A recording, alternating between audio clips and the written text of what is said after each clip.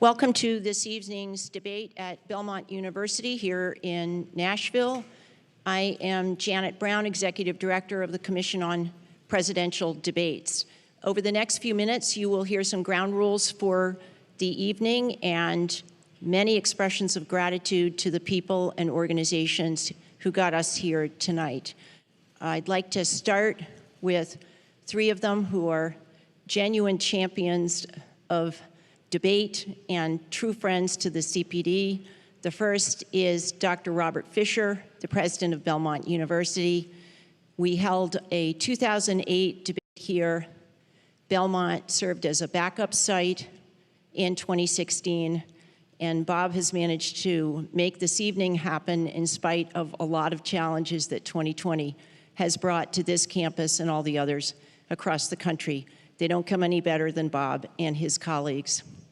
The second is Nashville's own Martin Slutsky. Marty has been the CPD's executive producer since 2000, and tonight is his 23rd debate. We could never do this without Marty, and he's a treasure. The third is our third co-chair, Dot Ridings, who is not here with us this evening. She is in Louisville, Kentucky at home, but here in spirit. She is an absolutely remarkable asset to the CPD board and staff. I'd like now to introduce the other co-chairs, our founding co-chair, Frank Fahrenkopf and Ken Wallach.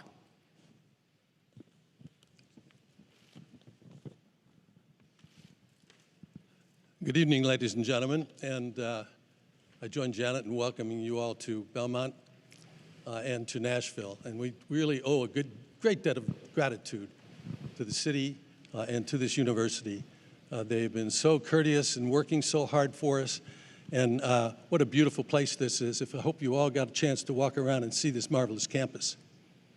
We also have a crew. You see some of the people working around. There are cameramen, lighting people, people who produce this great background. We have over 60 of them.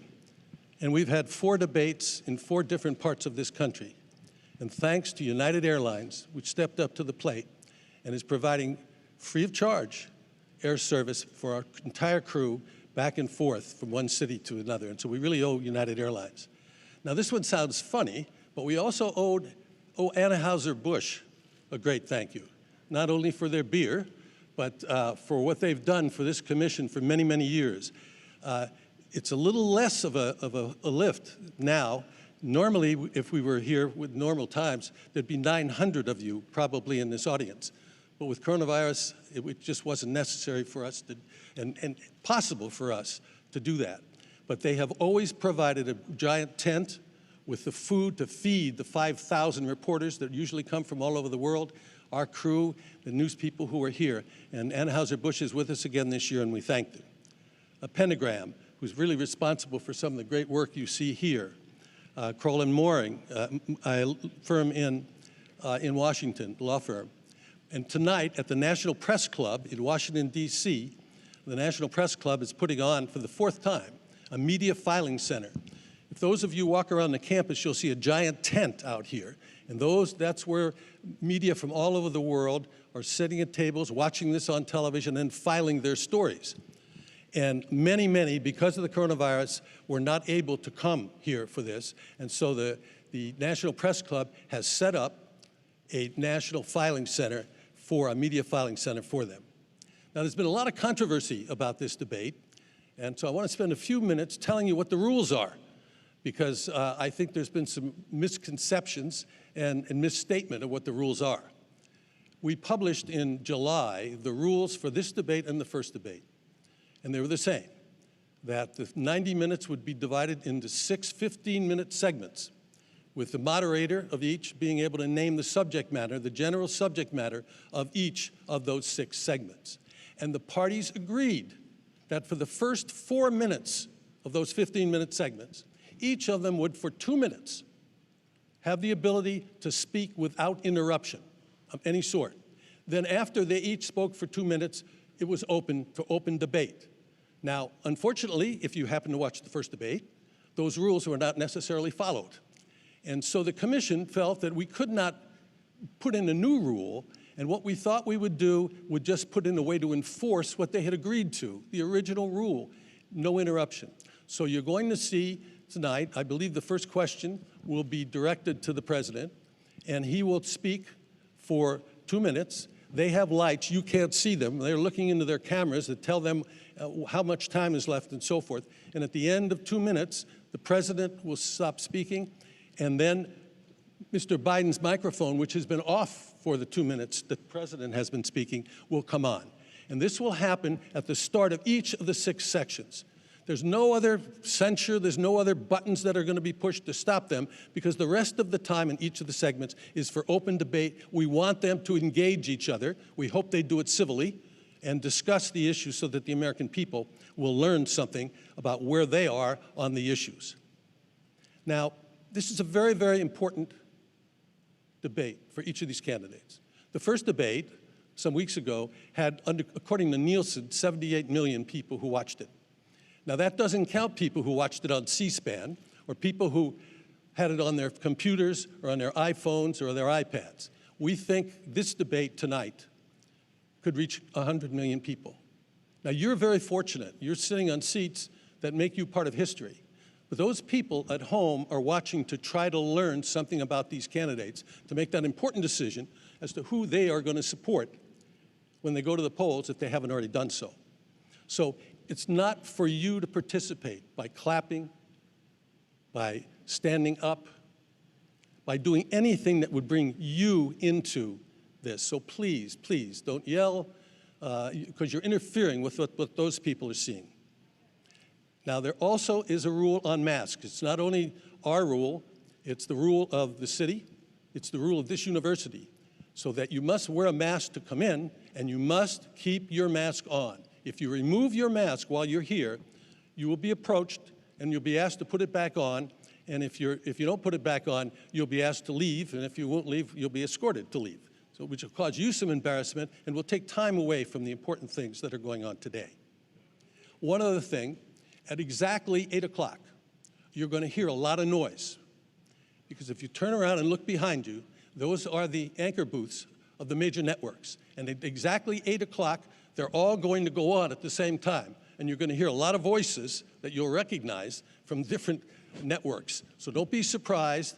That'll go on, and then they'll settle down as we go, and the moderator comes out and also says some words. So with that, let me introduce my co-chairman, Ken Wallach.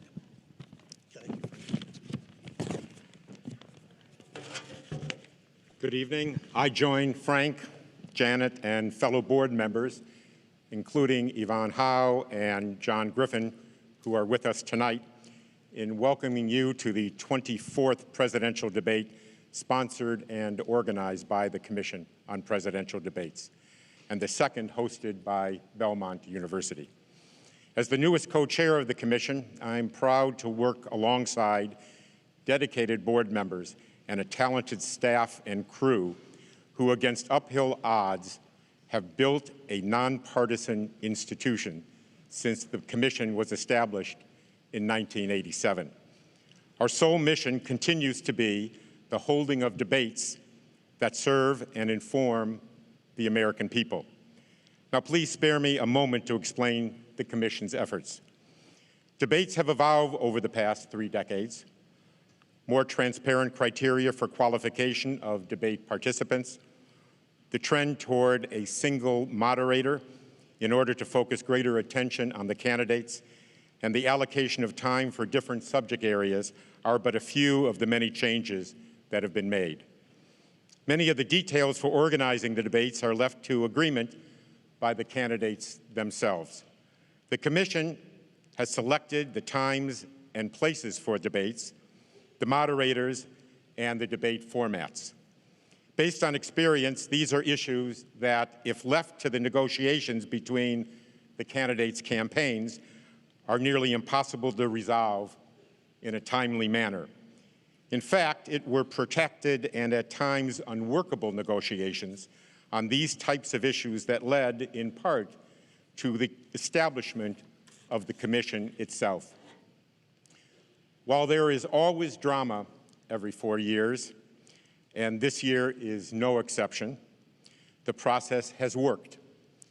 And post-debate research shows that the American people have considered these debates an important part of our political process.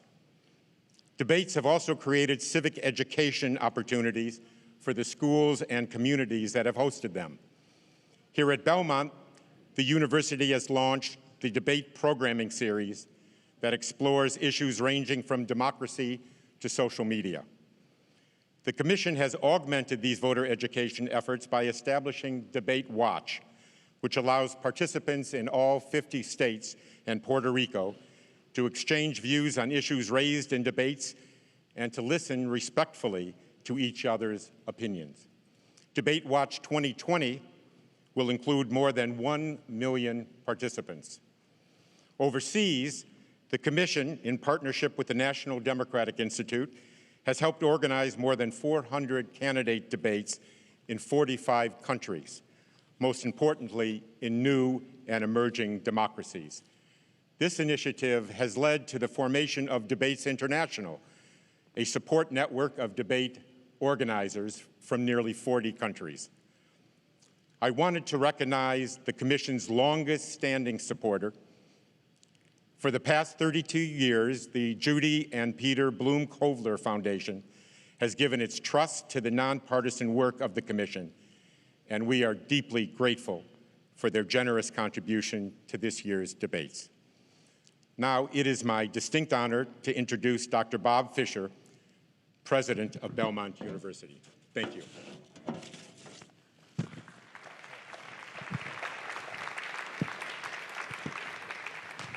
Thank you. Hey, Frank, how are you? Thank you. Thank you, and good evening, everyone. Tonight's a night to celebrate America, but if you're Belmont, it's a night to just express gratitude and thankfulness for all that's been done and the opportunities that we've been given. I want to thank the Commission for your support. Janet Brown, thank you. Thank you to the co-chairs. Thank you so much. You know, it's one thing to be a partner when times are kind of easy. It's amazing when times get tough, that's when real partnerships get formed that stick. And this has been a bonding experience. So thank you so much to the Commission. Thank you to HCA Healthcare. They're the ones that have given you all these tests and have made sure that everybody here tonight is safe. Their goal was to make this the safest place in America tonight, along with the Secret Service, who I also want to thank, and Metro Police, who I want to thank. All together have made this the safest place in America tonight. I'm so grateful for that. Thank you, Mayor Cooper, for your support. Thank you, Governor Lee. Thank you to the Nashville Convention and Visitors Corporation and the Nashville Chamber of Commerce, all of you. But most of all, I just want to say a heartfelt thank you to the students of Belmont University for sharing their campus with you, all of you this week. This has been a complicated and unusual semester, to say the least. I want to thank the Ryman Hospitalities Corporation for taking several hundred of our students and letting them stay overnight last night and through the day today. I was worried the students would be complaining about that. Actually, they say they don't want to come back. They have a water park out there, and all, but we're going to get them back. But our students have embraced the challenge of living safely together, and we simply couldn't have done that without them. You're probably wondering who these two people are that are standing here beside me. Well, this is Molly Deakins, and this is Kendra Turner. They co-chaired the student volunteer group of 250 students who made this thing happen here at Belmont University, and I'm so grateful to them. Thank you, and thank all the Belmont volunteers for what you've done here. And finally, I have to say this. I've prayed enough about this happening that it'd be totally disingenuous if I didn't say thank you, God, that this is about to happen. God bless America. Thank you.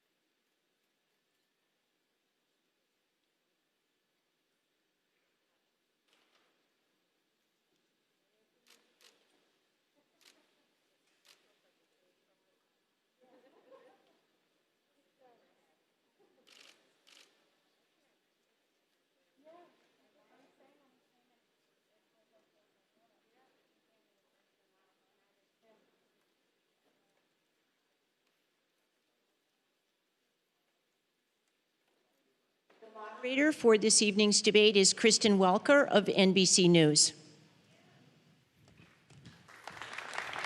Good evening, everyone. Good evening. Thank you so much for being here. It is such an honor for me to moderate this debate tonight, the final debate. I want to welcome the First Family and the First Lady. We're so glad and thankful that you are feeling better. I want to welcome the Biden family, Dr. Jill Biden. Thank you all for being here tonight. We are so excited. We're looking forward to a really robust discussion. And the only thing I would reiterate are the CPD guidelines that when the candidates are talking, please hold any applause or any other reactions, except, of course, when they walk out. Make sure you cheer and loud and applause so that everyone can hear you. Thank you for having me. This is really the honor of a lifetime. I am going to sit down and just get organized and get settled, and the show will start very soon. Thank you for being here.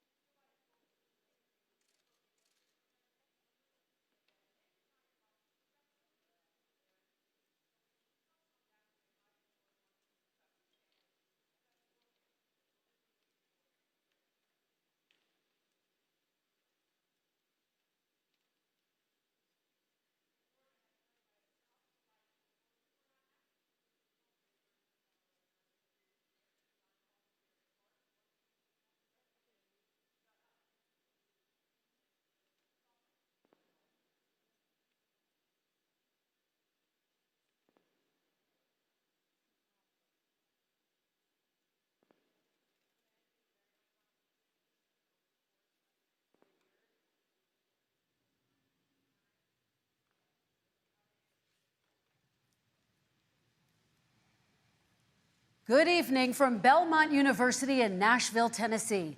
I'm Kristen Welker of NBC News, and I welcome you to the final 2020 presidential debate between President Donald J. Trump and former Vice President Joe Biden.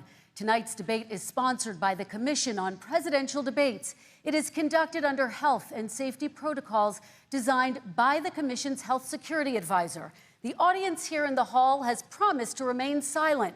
No cheers, boos, or other interruptions, except right now, as we welcome to the stage former Vice President Joe Biden and President Donald J. Trump.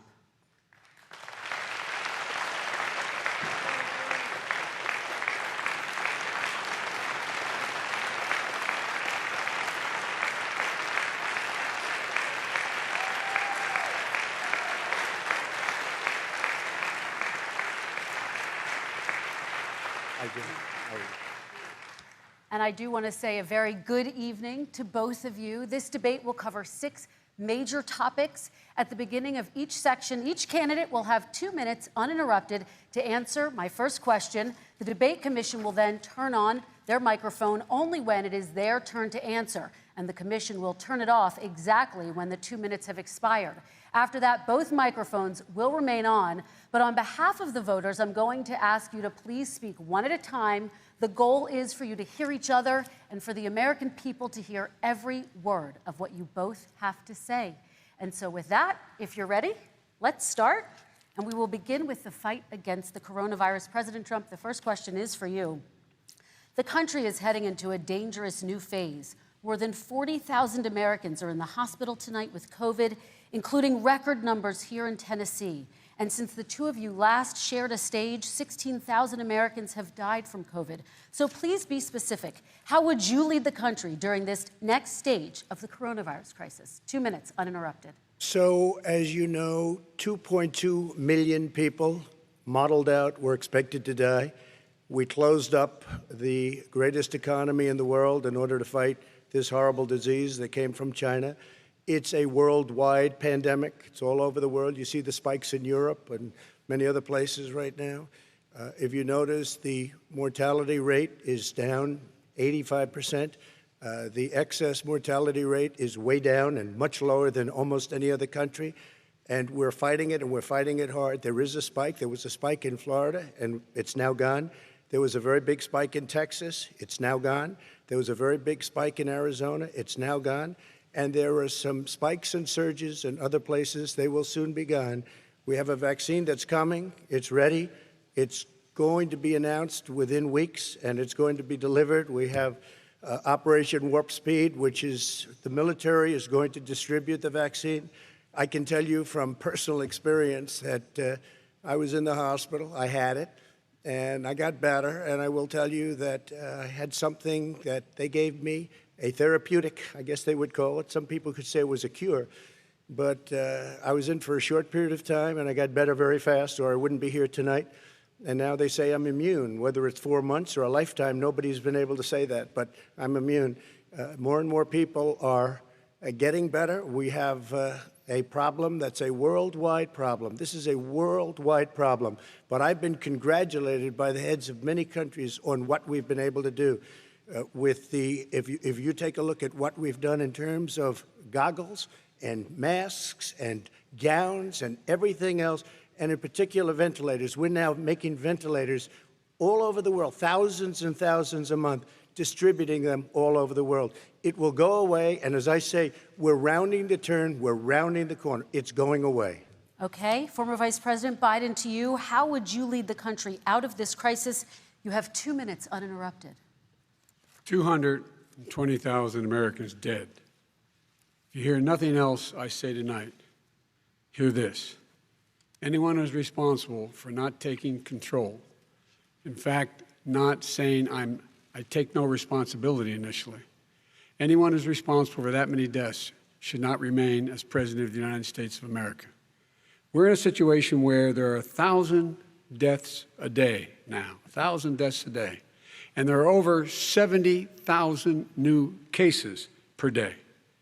Compared to what's going on in Europe, as the New England Medical Journal said, they're starting from a very low rate. We're starting from a very high rate. The expectation is we'll have another 200,000 Americans dead between now and the end of the year.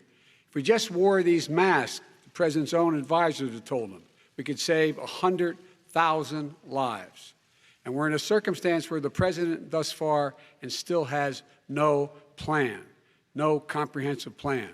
What I would do is make sure we have everyone encouraged to wear a mask all the time. I would make sure we move in the direction of rapid testing, investing in rapid testing. I would make sure that we set up national standards as to how to open up schools and open up businesses so they can be safe and give them the wherewithal, the financial resources to be able to do that. We're in a situation now where the New England Medical Journal, one of the most serious journals in the whole world, said for the first time ever that the way this president has responded to this crisis has been absolutely tragic. And so, folks, I will take care of this. I will end this. I will make sure we have a plan. President Trump, I'd like to follow up with you in your comments. You talked about taking a therapeutic. I assume you're referencing Regeneron. You also said a vaccine will be coming within weeks. Yes. Is that a guarantee? No, it's not a guarantee, but it will be by the end of the year. But I think it has a good chance. There are two companies, I think, within a matter of weeks, and it will be distributed very quickly. Can you tell us which companies? Johnson & Johnson is doing very well. Moderna is doing very well. Pfizer is doing very well. And we have numerous others. Then we also have others that we're working on very closely with other countries, in particular Europe. Let me follow up with you, and because this is new information, you have said a vaccine is coming soon, within weeks now. Your own officials say it could take well into 2021 at the earliest for enough Americans to get vaccinated. And even then, they say the country will be wearing masks and distancing into 2022. Is your timeline realistic? No, I think my timeline is going to be more accurate. I don't know that they're counting on the military the way I do, but we have our generals lined up, one in particular that's the head of logistics. And this is a very easy distribution for him. He's ready to go as soon as we have the vaccine. And we expect to have 100 million vials. As soon as we have the vaccine, he's ready to go. Vice President Biden, your reaction, and just 40% of Americans say they would definitely agree to take a coronavirus vaccine if it was approved by the government. What steps would you take to give Americans confidence in a vaccine if it were approved? Make sure it's totally transparent. Have the scientists of the world see it, know it, look at it, go through all the processes. And by the way, this is the same fellow who told you this is going to end by Easter last time. This is the same fellow who told you that, don't worry, we're going to end this by the summer. We're about to go into a dark winter. And he has no clear plan, and there's no prospect that there's going to be a vaccine available for the majority of the American people before the middle of next year. President Trump, your reaction, he says you have no plan. I don't think we're going to have a dark winter at all. We're opening up our country. We've learned and studied and understand the disease, which we didn't at the beginning.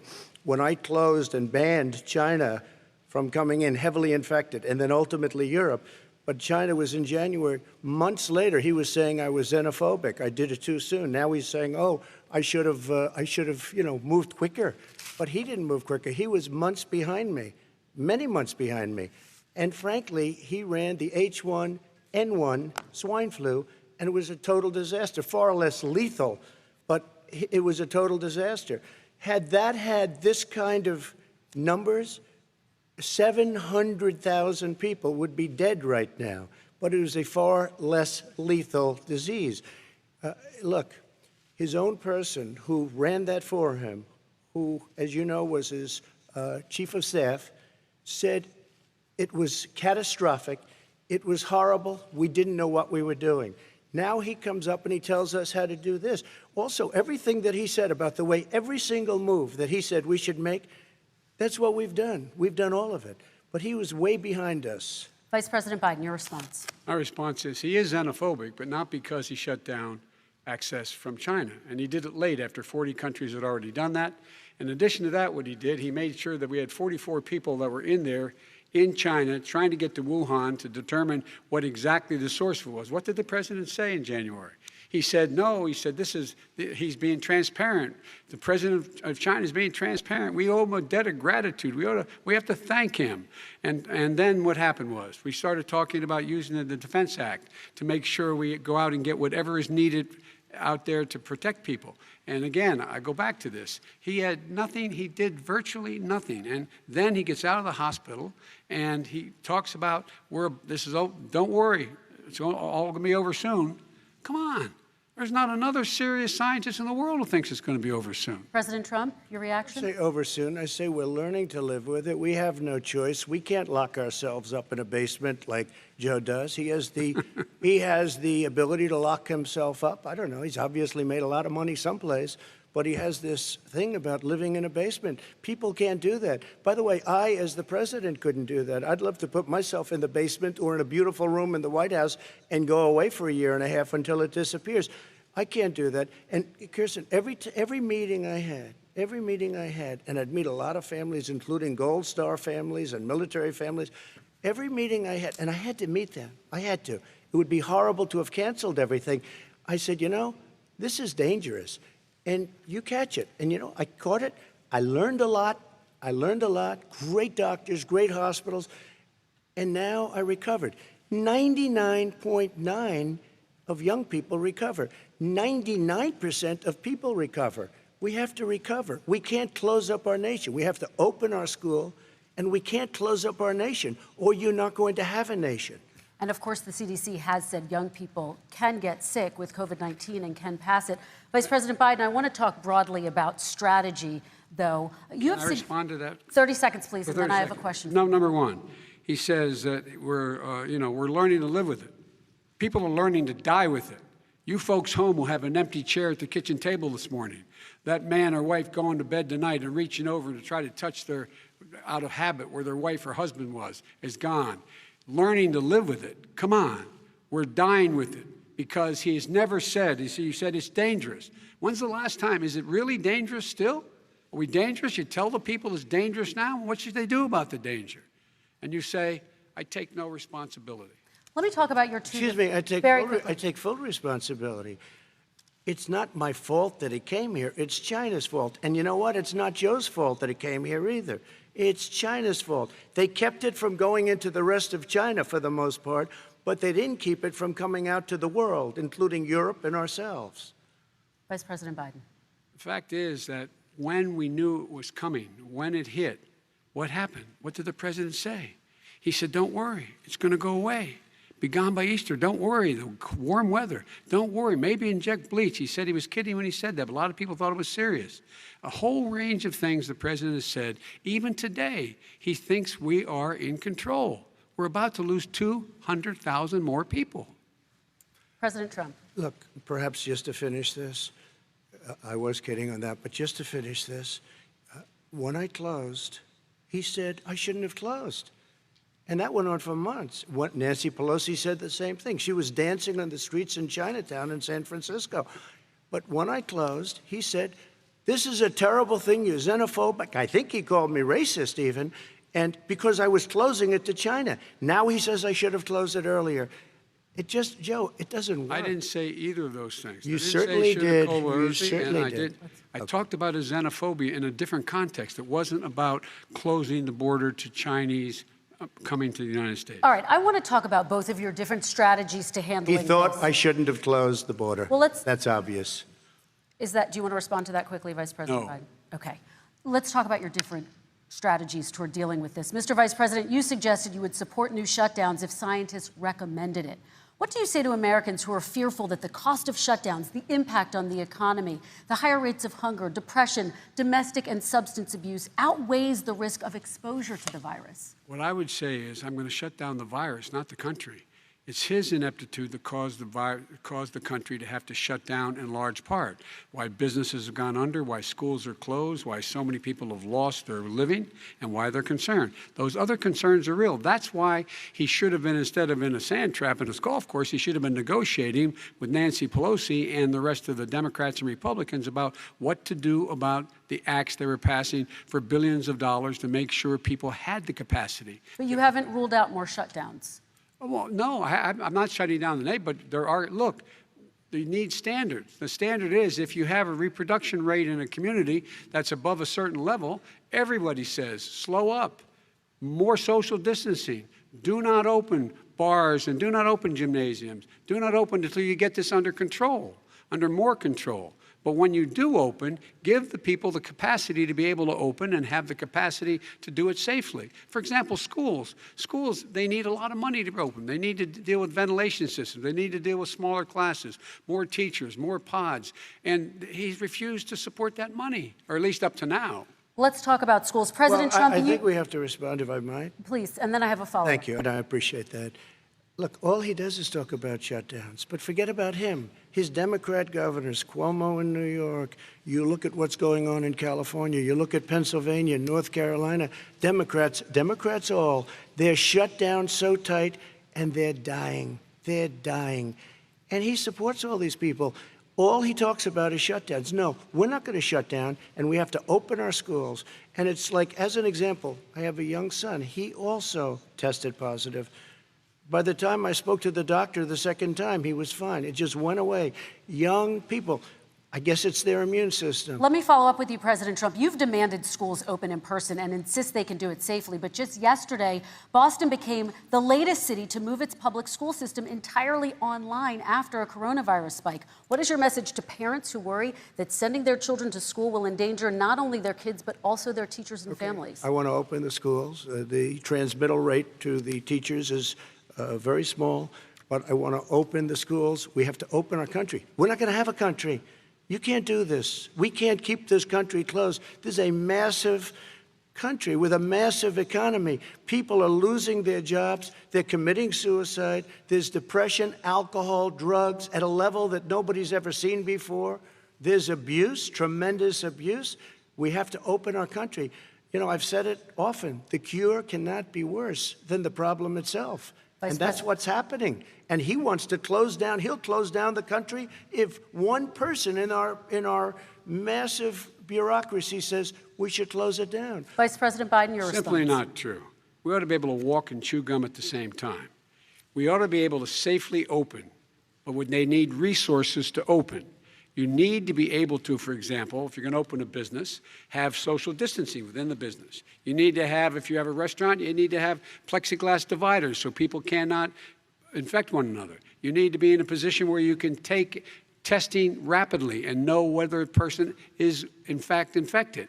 You need to be able to trace. You need to be able to provide all the resources that are needed to do this. And that is not inconsistent with saying that we're going to make sure that we can open safely. And by the way, all you teachers out there, not that many of you are going to die, so don't worry about it. Come on.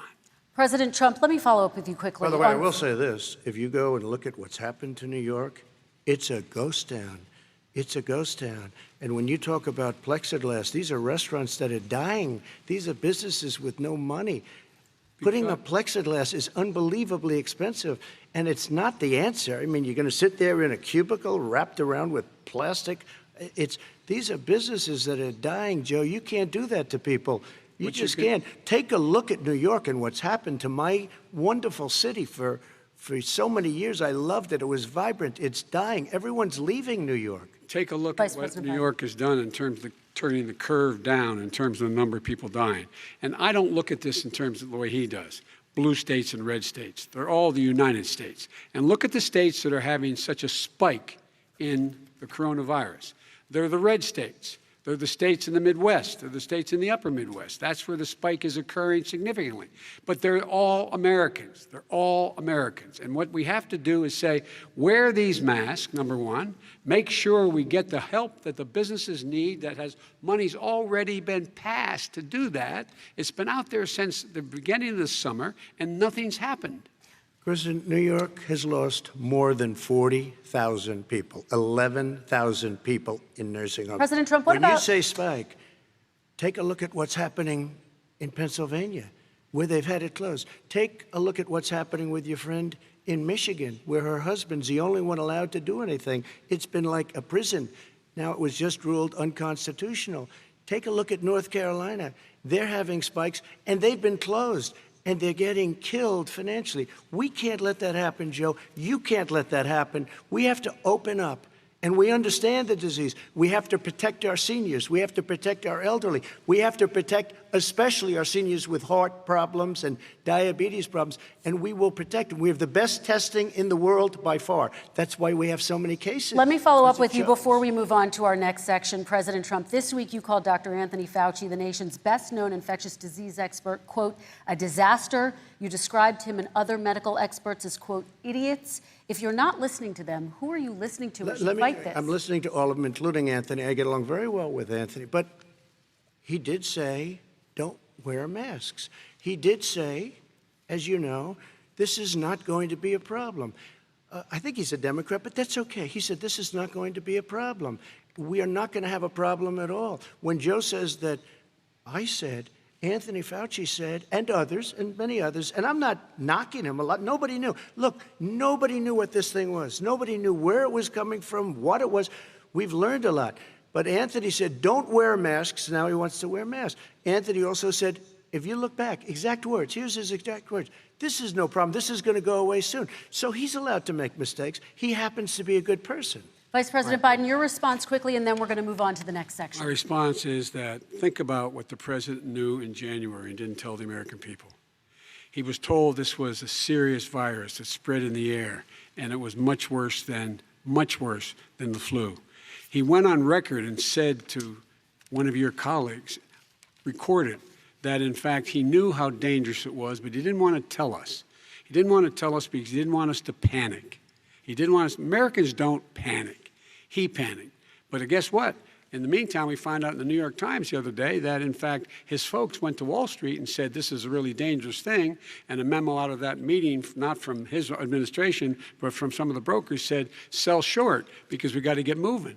It's a dangerous problem. Well, this is I'm going to give you 30 seconds to respond, and then we're going to move on. The Wall Street one, I don't know. Somebody went to Wall Street. You're the one that takes all the money from Wall Street. I don't take it. You have raised a lot of money, tremendous amounts of money. And every time you raise money, deals are made, Joe. I could raise so much more money. As president and as somebody that knows most of those people, I could call the heads of Wall Street, the heads of every company in America. I would blow away every record, but I don't want to do that because it puts me in a bad position. And then you bring up Wall Street. You shouldn't be bringing up Wall Street because you're the one that takes the money from Wall Street, not me. I could blow away your records that, like you wouldn't believe. We don't need money. We have plenty of money. In fact, we beat Hillary Clinton with a tiny fraction of the money that she was able to. All right, gentlemen, we're going to move on. Don't tell me about Wall Street. Average contribution, $43. All right, we're going to move on to our next section, which is national security. And I do want to start with the security of our elections and some breaking news from overnight. Just last night, top intelligence officials confirmed again that both Russia and Iran are working to influence this election. Both countries have obtained U.S. voter registration information, these officials say, and Iran sent intimidating messages to Florida voters. This question goes to you, Mr. Vice President. What would you do to put an end to this threat? You have 2 minutes uninterrupted. I made it clear, and I ask everyone else to take the pledge. I made it clear that any country, no matter who it is, that interferes in American elections will pay a price. They will pay a price. And it's been overwhelmingly clear this election, I won't even get into the last one, this election, that Russia has been involved, China has been involved to some degree, and now we learn that Iran is involved. They will pay a price if I'm elected. They're interfering with American sovereignty. That's what's going on right now. They're interfering with American sovereignty. And to the best of my knowledge, I don't think the president said anything to Putin about it. I don't think he's talking to them a lot. I don't think he said a word. I don't know why he hadn't said a word to Putin about it. And I don't know what he has recently said, if anything, to the Iranians. My guess is he'd probably be more outspoken with regard to the Iranians. But the point is this, folks. We are in a situation where we have foreign countries trying to interfere in the outcome of our election. His own national security advisor told him that what is happening with his buddy, I will.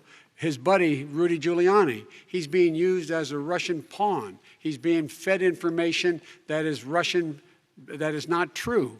And then what happens? Nothing happens. And then you find out that everything that's going on here about Russia is wanting to make sure that I do not get elected the next president of the United States because they know I know them and they know me.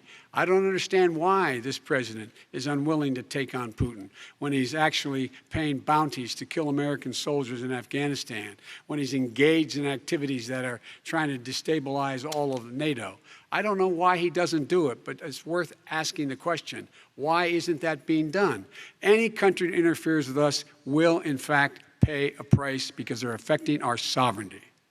President Trump, same question to you. Let me ask the question. You're going to have 2 minutes to respond. For 2 elections in a row now, there has been substantial interference from foreign adversaries. What would you do in your next term to put an end to this? 2 minutes uninterrupted. Well, let me respond to the first part as Joe answered. Joe got $3.5 million from Russia, and it came through Putin because he was very friendly with the former mayor of Moscow, and it was the mayor of Moscow's wife. And you got $3.5 million. Your family got $3.5 million. And you know, someday you're going to have to explain, why did you get 3.5? I never got any money from Russia. I don't get money from Russia. Now, about your thing last night, I knew all about that. And through John Ratcliffe, who is fantastic, DNI, he said, the one thing that's common to both of them, they both want you to lose because there has been nobody tougher to Russia.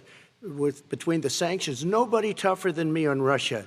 Between the sanctions, between all of what I've done with NATO, you know, I've got the NATO countries to put up an extra $130 billion, going to $420 billion a year. That's to guard against Russia. I sold, while he was selling pillows and sheets, I sold tank busters to Ukraine. There has been nobody tougher on Russia than Donald Trump. And I'll tell you, they were so bad. They took over the submarine port. You remember that very well. During your term, during you and Barack Obama, they took over a big part of what should have been Ukraine. You handed it to them, but you were getting a lot of money from Russia. They were paying you a lot of money, and they probably still are. But now, with what came out today, it's even worse. All of the emails, the horrible emails of the kind of money that you were raking in, you and your family. And Joe, you were vice president when some of this was happening, and it should have never happened. And I think you owe an explanation to the American people. Why is it? Somebody just had a news conference a little while ago who was essentially supposed to work with you and your family, but what he said was damning. And regardless of me, I think you have to clean it up and talk to the American people. Maybe you can do it right now. Vice President Biden, you may respond. 30 seconds. And then I do want to follow up on the election security. I have not taken a penny from any foreign source ever in my life.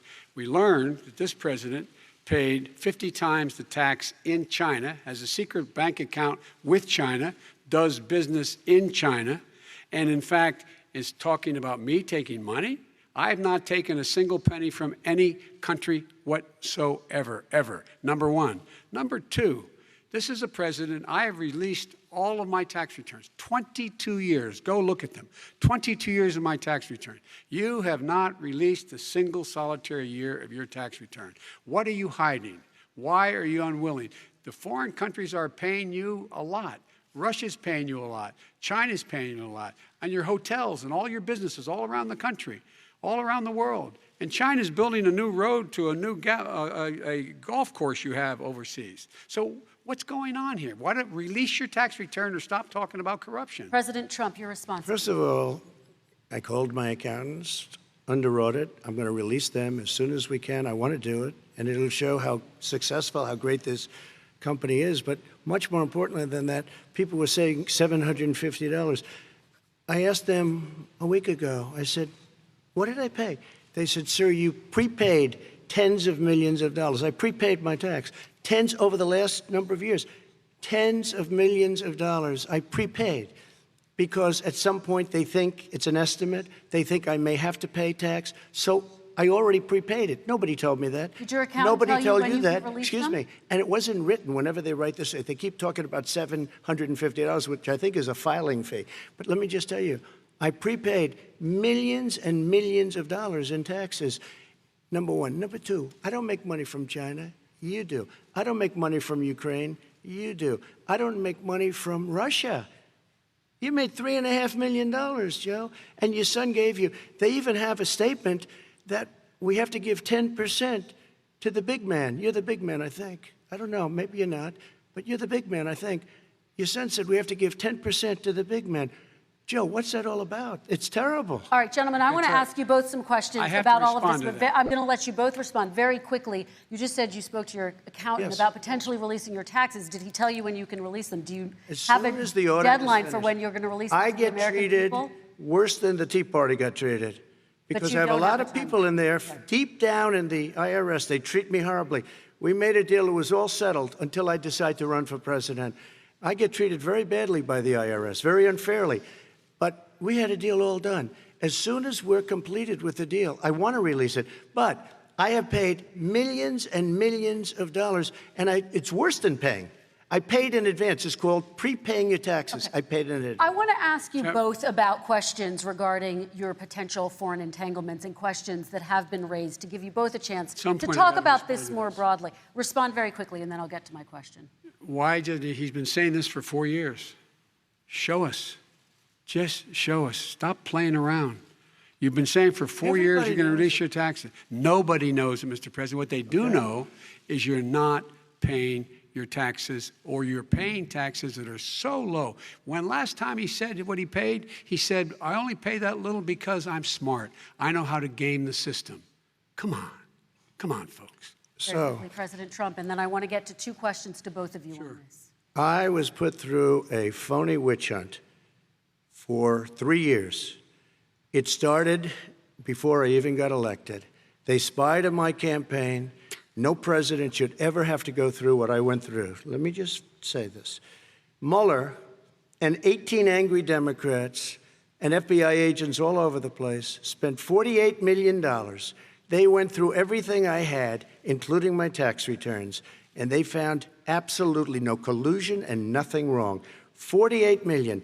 I guarantee you, if I spent $1 million on you, Joe, I could find plenty wrong. Because the kind of things that you've done and the kind of monies that your family has taken, I mean, your brother made money in Iraq, millions of dollars. Your other brother made a fortune, and it's all through you, Joe. And they say you get some of it, and you do live very well. You have houses all over the place. You live very well. All right, gentlemen, let me just ask some questions about all of this broadly. Vice President Biden, there have been questions about the work your son has done in China and for a Ukrainian energy company when you were vice president. In retrospect, was anything about those relationships inappropriate or unethical? Nothing was unethical. Here's what the deal. With regard to Ukraine, we had this whole question about whether or not, because he was on the board, I later learned of a Burisma, a company, that somehow I had done something wrong. Yet every single solitary person, when he was going through his impeachment, testifying under oath who worked for him, said, I did my job impeccably. I carried out U.S. policy. Not one single solitary thing was out of line. Not a single thing, number one. Number two, the guy who got in trouble in Ukraine was this guy trying to bribe the Ukrainian government to say something negative about me, which they would not do and did not do because it never, ever, ever happened. My son has not made money in terms of this thing about, what are you talking about, China. I have not had, the only guy who made money from China is this guy. He's the only one. Nobody else has made money from China. President Trump, let me ask my question to you. But could I just, one thing? Very quickly. His son didn't have a job for a long time, was sadly no longer in the military service. I won't get into that. And he didn't have a job. As soon as he became vice president, Burisma, not the best reputation in the world, I hear they paid him $183,000 a month. Listen to this. $183,000, and they gave him a $3 million upfront payment. All right. And he had no energy I'm going to let the Vice President respond to that quickly, and then I need dishonest. to get to a question to you. Very quickly. No basis for that. Everybody investigated that. No one said anything he did was wrong in Ukraine. Okay, President Trump, this is for you. Since you took office, you've never divested from your business. You've personally promoted your properties abroad. A report this week, which was referenced, does indicate that your company has a bank account in China. So how can voters know that you don't have any foreign conflicts of interest? I have many bank accounts, and they're all listed, and they're all over the place. I mean, I was a businessman doing business. The bank account you're referring to, which is everybody knows about it, it's listed. The bank account was in 2013. That's when it was. It was opened it was closed in 2015, I believe. And then I decided, because I was thinking about doing a deal in China like millions of other people. I was thinking about it, and I decided I'm not going to do it. Didn't like it. I decided not to do it. Had an account open, and I closed it. Okay. Excuse me. And then, unlike him, where he's vice president and he does business, I then decided to run for president after that. That was before. So I closed it before I even ran for president, let alone became president. Big difference. He is the vice president of the United States, and his son, his brother, and his other brother are getting rich. They're like a vacuum cleaner. They're sucking up money every President Trump, place he thank you. goes. We do Not need to true. move on. I do want to ask you, Vice President Biden, about China. Let's talk about China more broadly. Of course, President Trump has said that they should pay for not being fully transparent in regards to the coronavirus. If you were president, would you make China pay? And please be specific. What would that look like? What I'd make China do is play by the international rules, not like he has done. He has caused the deficit of China to go up, not down, with China, up, not down. We are making sure that in order to do business in China, you have to give all your intellectual property. You have to have a partner in China. It's 51%. We would not do that at all, number one. Number two, we're in a situation where China would have to play by the rules internationally as well. When I met with Xi, when I was still vice president, he said we're setting up air identification zones in the South China Sea. You can't fly through them. I said we're going to fly through them. We just flew B-52, B-1 bombers through it. We're not going to pay attention. They have to play by the rules. And what's he do? He embraces guys like the thugs like in North Korea and the Chinese president and Putin and others, and he pokes his finger in the eye of all of our friends, all of our allies. We make up we're 25% of the world's economy. We need to be having the rest of our friends with us saying to China, these are the rules. You play by them or you're going to pay the price for not paying by them economically.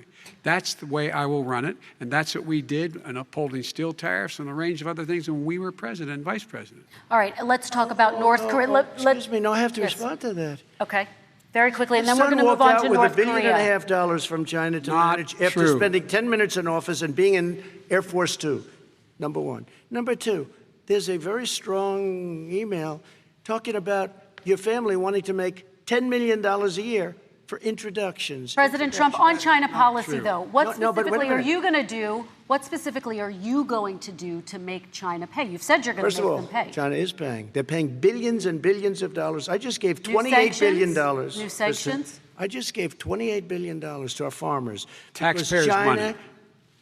It's what? Taxpayers' money. Didn't No, come no, from yeah, China. you know who the taxpayer is? It's called China.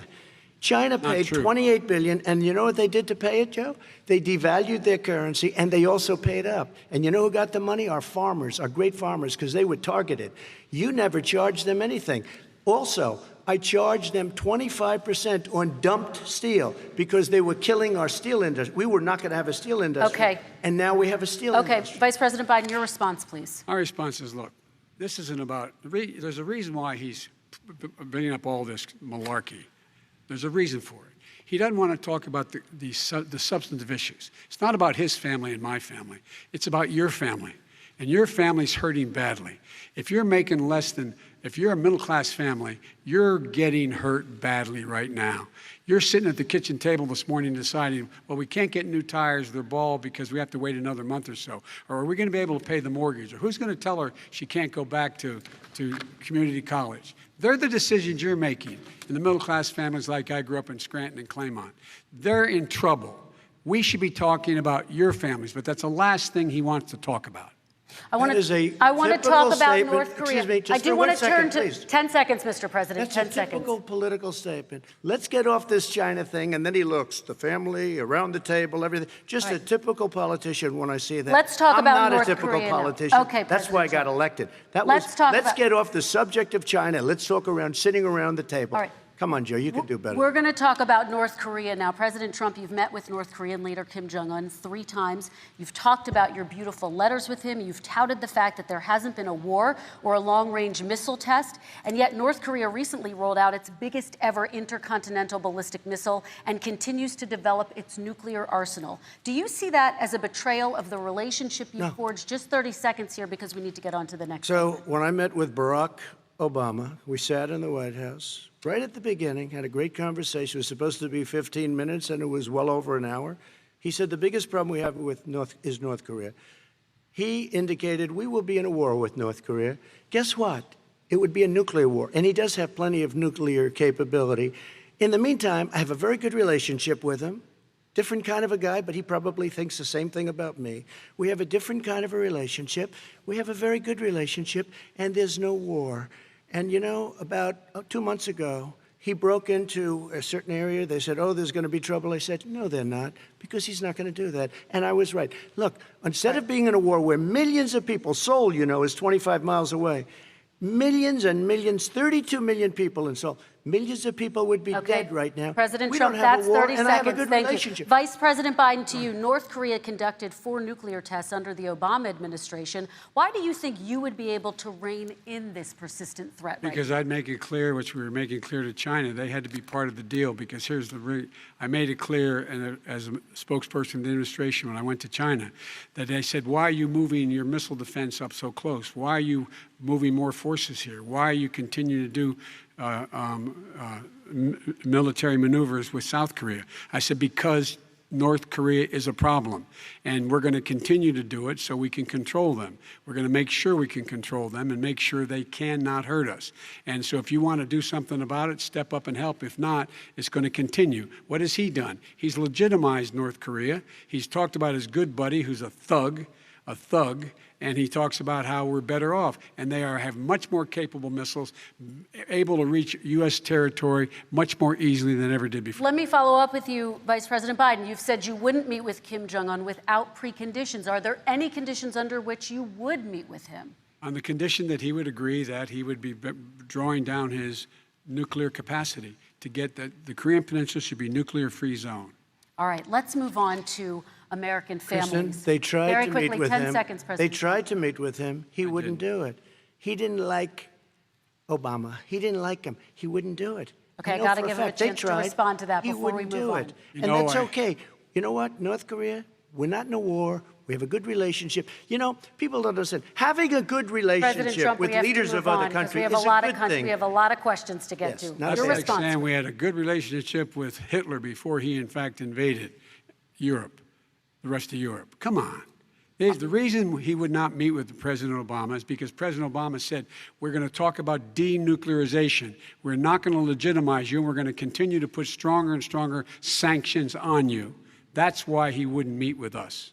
All right, And let's it didn't move happen. on. Let's Excuse move on me. and talk He about left American me a families. mess, Kristen. President Trump, okay, we do They need to left move on. me a mess. North Korea was a mess. We And need in to fact, move if on you so that remember we the can get first to 2 all or of our 3 other months, questions tonight, there was a President very Trump. dangerous period in my first 3 months before we sort of worked things out a little bit. Okay. There was a they left us a mess. And Obama would be, I think, the first to say it was the single biggest problem he thought that our country had. Okay, let's move on to American families and the economy. One of the issues that's most important to them is health care, as you both know. Today, there was a key vote on a new Supreme Court Justice, Amy Coney Barrett, and health care is at the center of her confirmation fight. Over 20 million Americans get their health insurance through the Affordable Care Act. It's headed to the Supreme Court, and your administration, Mr. President, is advocating for the court to overturn it.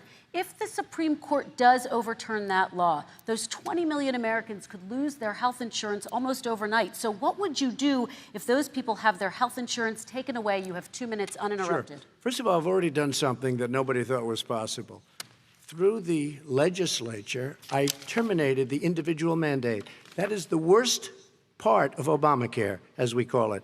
The individual mandate where you have to pay a fortune for the privilege of not having to pay for bad health insurance. I terminated. It's gone. Now it's in court because Obamacare is no good. But then I made a decision. Run it as well as you can to my people, great people. Run it as well as you can. I could have gone the other route and made everybody very unhappy. They ran it. Premiums are down, everything's down. Here's the problem. No matter how well you run it, it's no good. What we'd like to do is terminate it. We have the individual mandate done. I don't know that it's going to work. If we don't win, we will have to run it, and we'll have Obamacare, but it'll be better run. But it no longer is Obamacare, because without the individual mandate, it's much different.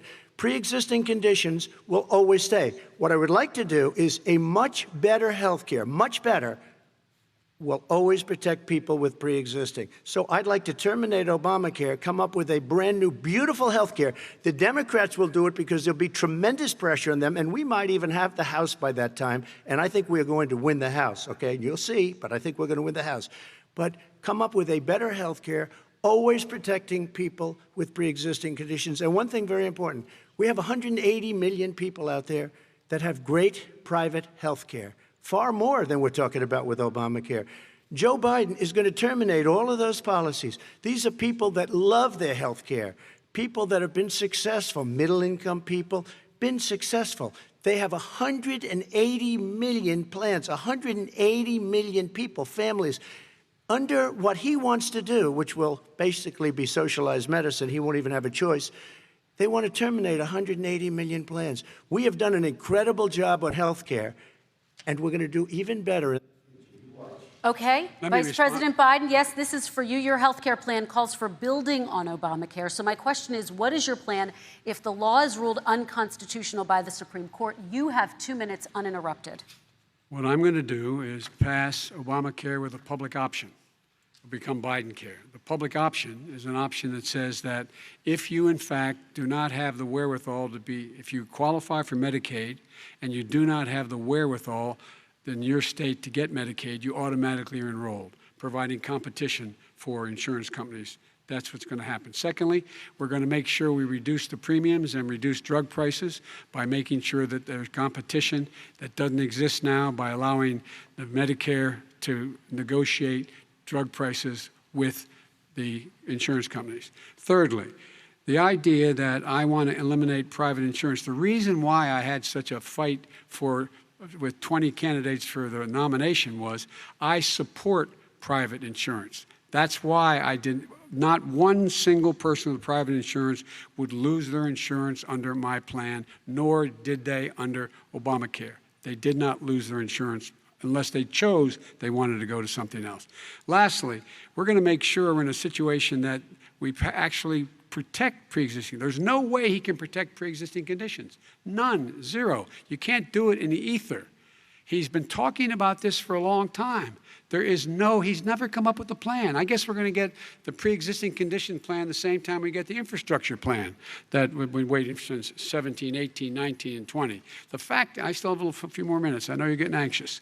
The fact is that he's already cost the American people, because of his terrible handling of the COVID virus and the economic spillover, 10 million people have lost their private insurance. And he wants to take away 22 million more people who have it under Obamacare, and over 110 million people with pre-existing conditions. And all the people from COVID are going to have pre-existing conditions. What are they going to do?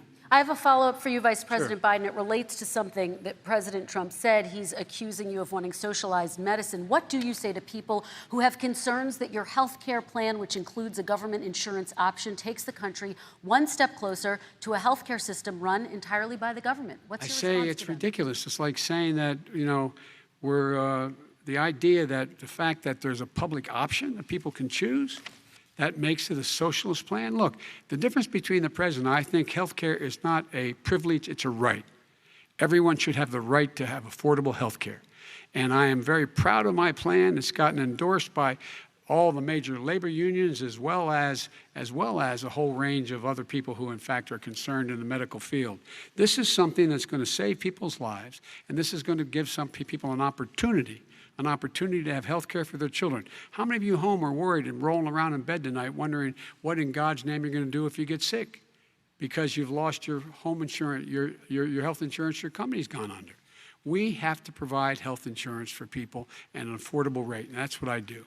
President Trump, Excuse me, he was your there response. for 47 years. He didn't do it. He was now there as vice president for 8 years, and it's not like it was 25 years ago. It was 3 3/4. It was just a little while ago, right? Less than 4 years ago.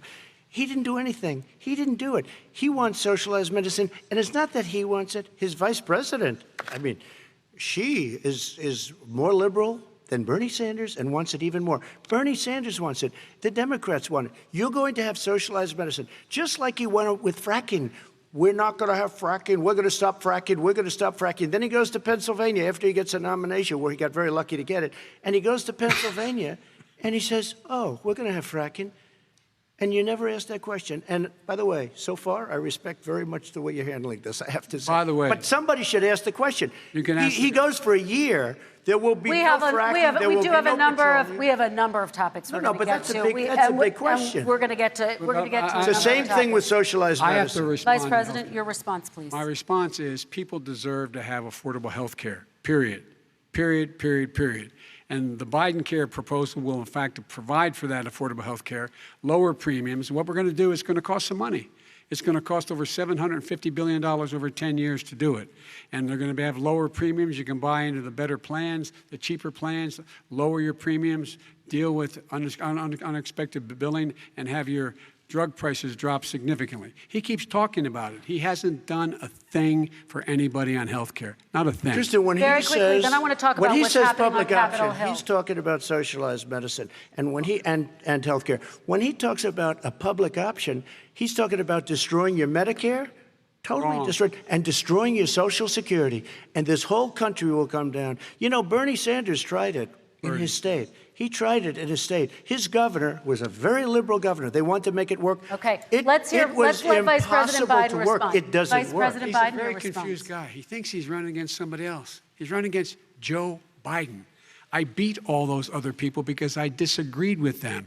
Joe Biden he's running against. And the idea that we're in a situation that are going to destroy Medicare, this is the guy that the actuary at Medicare said, if in fact, at Social Security, if in fact he continues to withhold his plan to withhold the tax on Social Security will be bankrupt by 2023 with no way to make up for it. This is the guy who's tried to cut Medicare. So I mean, the idea that Donald Trump is lecturing me on Social Security and Medicare? Come on. He tried to get 10 rid of, seconds, he Mr. tried to President, hurt and then I Social have to go to Security another years ago. Go back and look at the records. He tried to hurt Social Security years ago. All right, let's move but on. This I'm is going to the move guy on. that when they announced Mr. President, I have to last move on week, to the next question. They said or the else stock we're not market gonna will have time to boom talk about it. if I'm elected.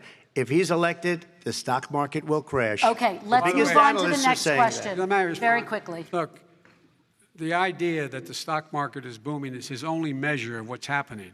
Where I come from in Scranton and Claymont, the people don't live off of the stock market. Just in the last three years during this crisis, the billionaires in this country made, according to the Wall Street, $700 billion more dollars. $700 billion more dollars. Because that's his only measure. What happens to the ordinary people out there?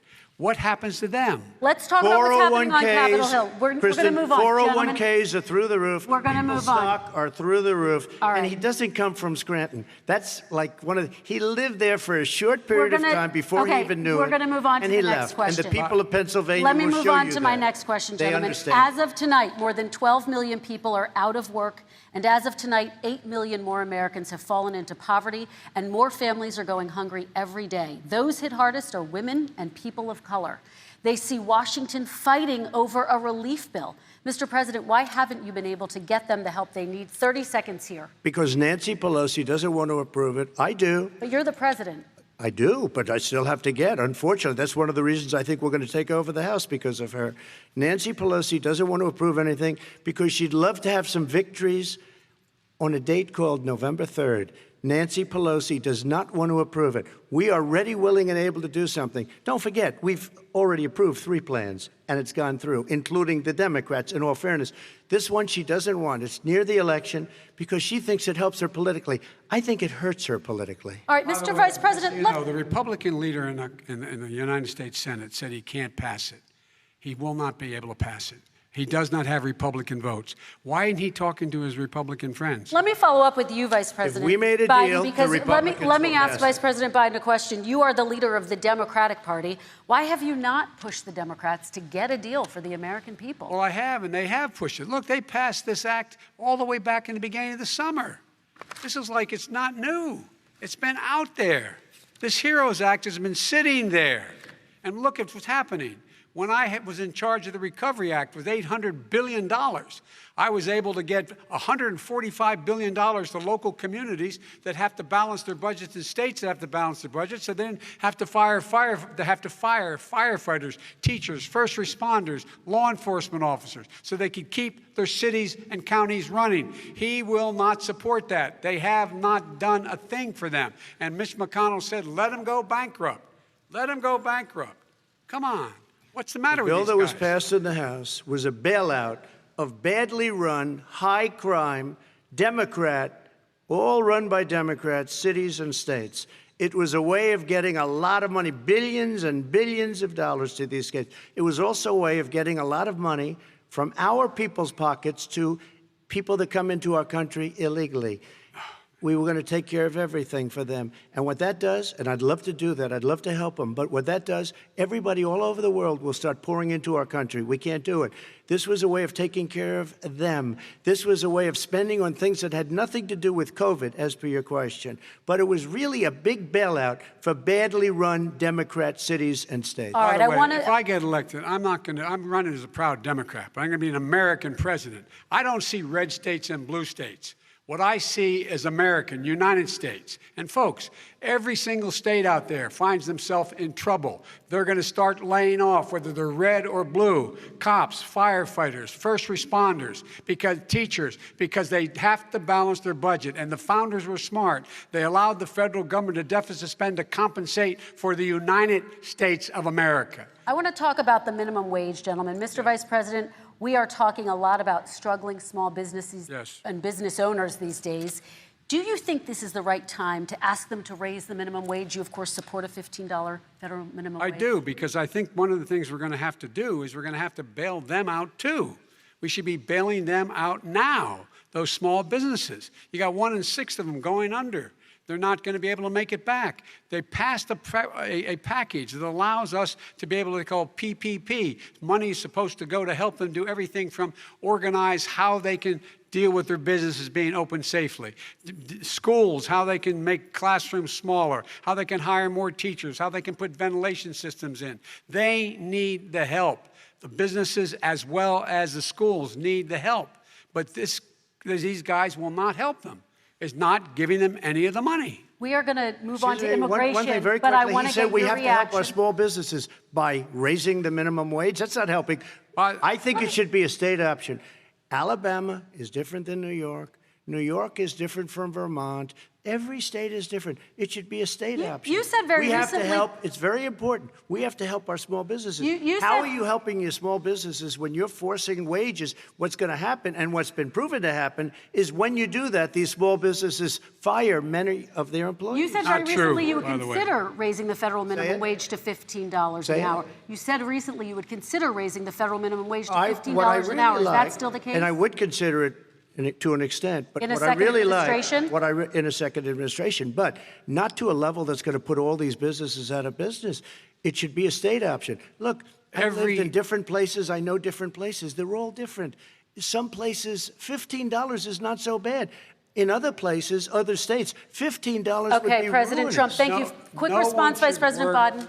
2 jobs, 1 job, be below poverty. People are making $6, $7, $8 an hour. These first responders, we all clap for as they come down the street because they've allowed us to make it. What's happening? They deserve a minimum wage of $15. Anything below that puts you below the poverty level. And there is no evidence that when you raise the minimum wage, businesses go out of business. That is simply not true. We're going to talk about immigration. We're going to talk about immigration now, gentlemen, and we're going to talk about families within this context. Mr. President, your administration separated children from their parents at the border, at least 4,000 kids. You've since reversed your zero-tolerance policy, but the United States can't locate the parents of more than 500 children. So how will these families ever be reunited? children are brought here by coyotes and lots of bad people, cartels, and they're brought here, and they used to use them to get into our country. We now have as strong a border as we've ever had. We're over 400 miles of brand new wall. You see the numbers, and we let people in, but they have to come in legally, and they come in through But merit. how will you But reunite let me these just tell kids you, with their families, let me just tell you, Mr. they President? built cages. You know, they used to say, I built the cages, and then they had a picture in a certain newspaper, and it was a picture of these horrible cages, and they said, look at these cages. President Trump built them, and then it was determined they were built in 2014. That was him. Do you They have a built plan to cages. reunite the kids Yes, with we're their working on families? it we're trying very hard. But a lot of these kids come out without the parents. They come over through cartels and through coyotes and through gangs. Vice President Biden, let me bring you into this 525 conversation. Quick response and then another question to you. These 500-plus kids came with parents. They separated them at the border to make it a disincentive to come to begin with. Real tough. We're really strong. And guess what? They cannot, it's not coyotes didn't bring them over. Their parents were with them. They got separated from their parents. And it makes us a laughing stock and violates every notion of who we are as a nation. Let me ask you a follow-up Kristen, question. they did it. We changed the policy. Your response they to that? They did it. We changed. did not They built the separate cages. they- Who built the cages, Joe? Let's talk about what Who we're built the talking about. cages, Let's Joe? talk about what we're talking about. What happened? Parents were ripped, their kids were ripped from their arms and separated. And now they cannot find over 500 of sets of those parents, and those kids are alone. Nowhere to go. Nowhere to go. It's criminal. It's criminal. Let me ask Kristen, you I about will say this. immigration. They went 10 down. seconds, We and then brought I need to ask reporters, you. everything.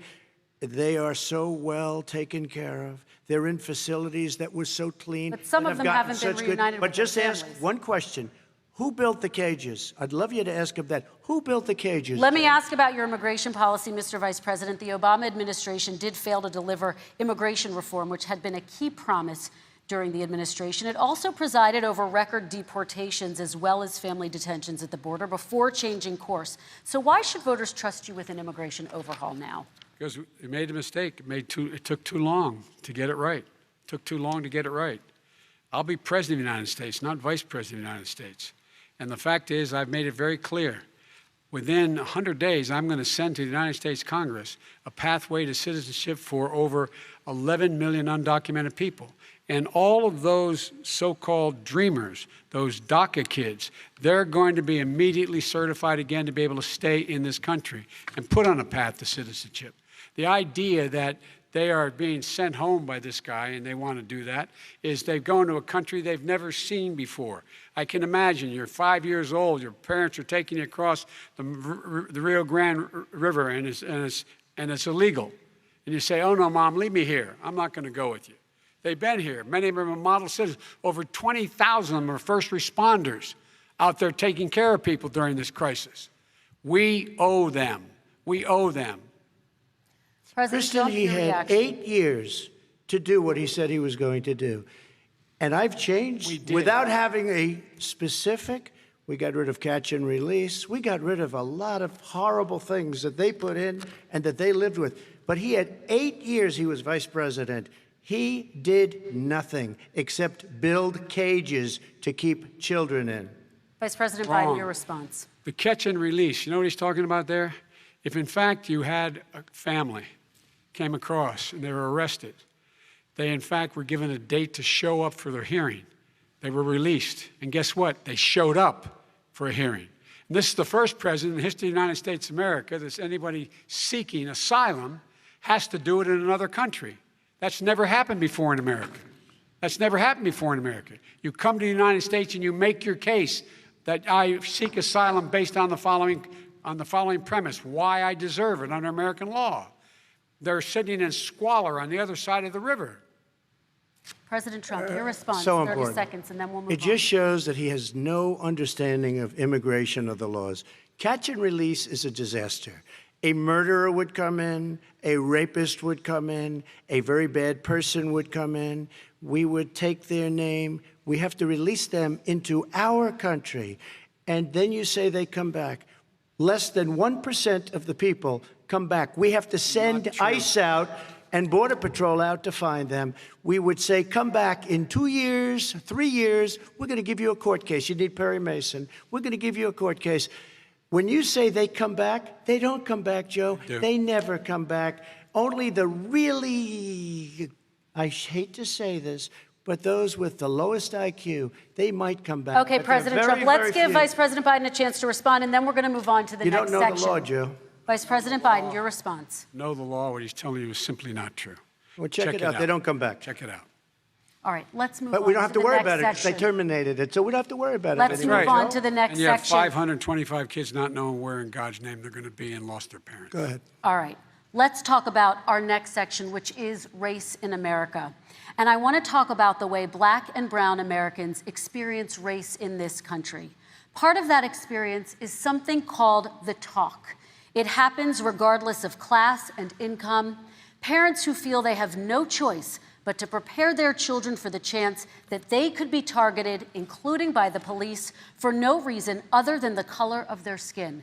Mr. Vice President, in the next 2 minutes, I want you to speak directly to these families. Do you understand why these parents fear for their children? I do.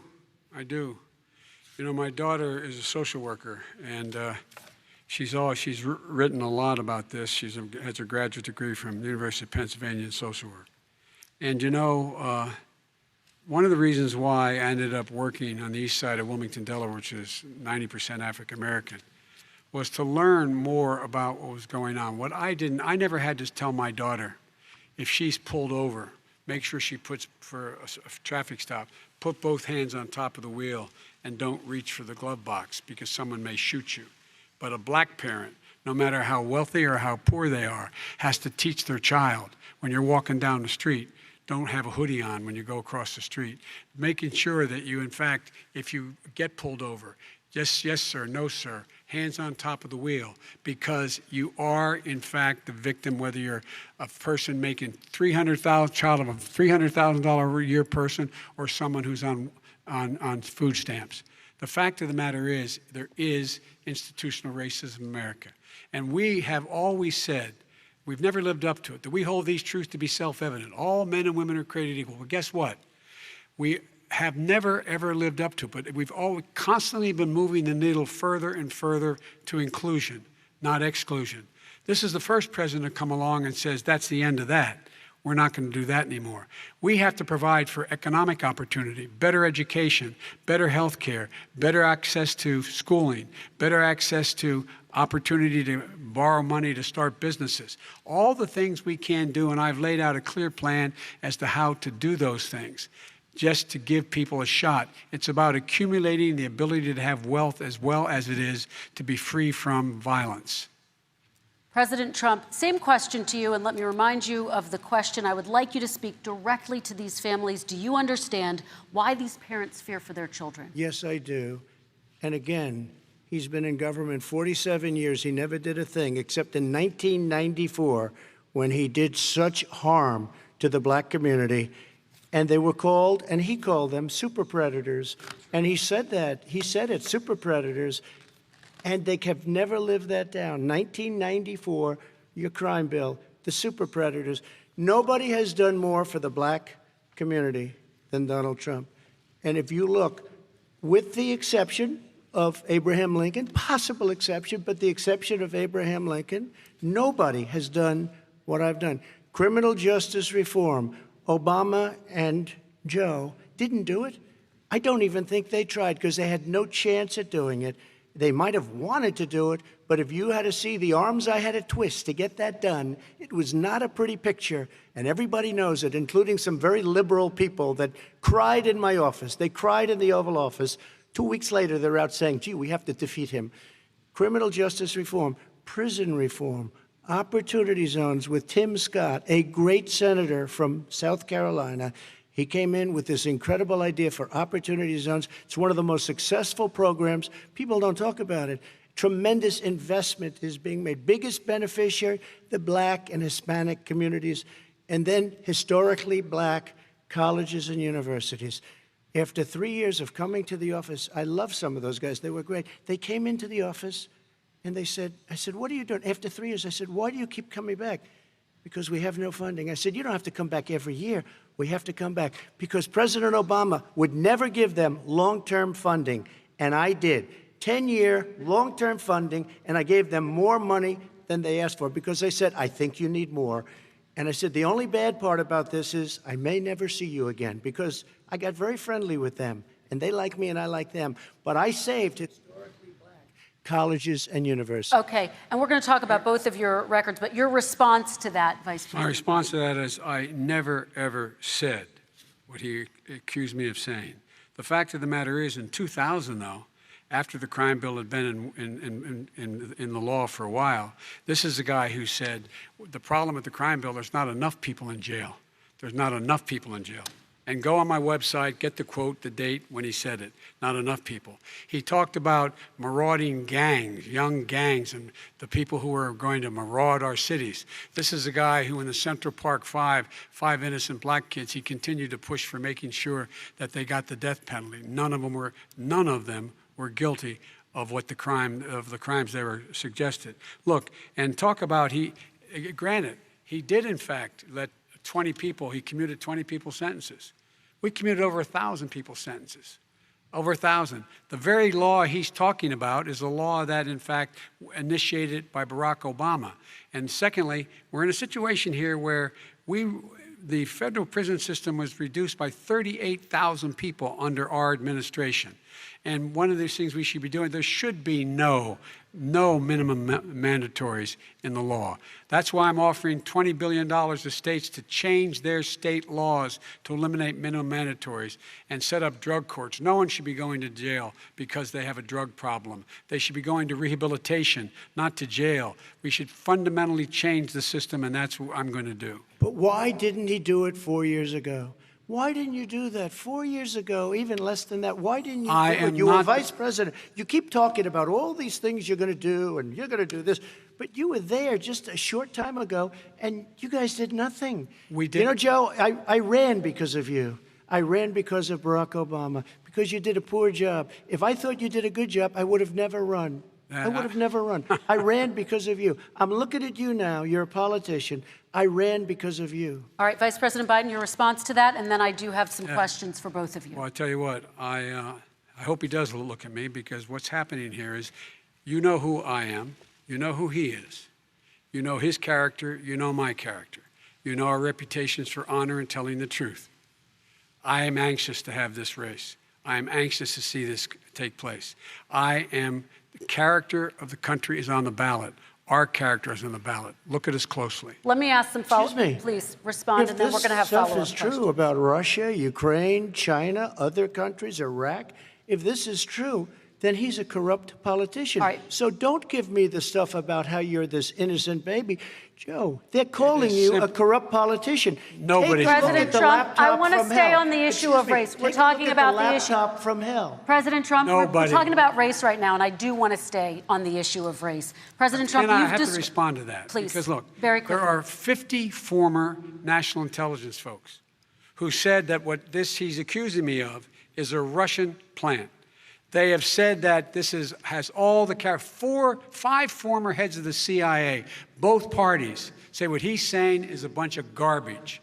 Nobody believes it except his and his good friend Rudy Giuliani. You mean the laptop is now another Russia hoax? That's exactly what. Is this where you're going? This is where he's going. The laptop is Russia. Gentlemen, I want to stay on the issue of race. You have to be kidding. Here we go again with Russia. We're going to continue on the issue of race. Mr. President, you've described the Black Lives Matter movement as a symbol of hate.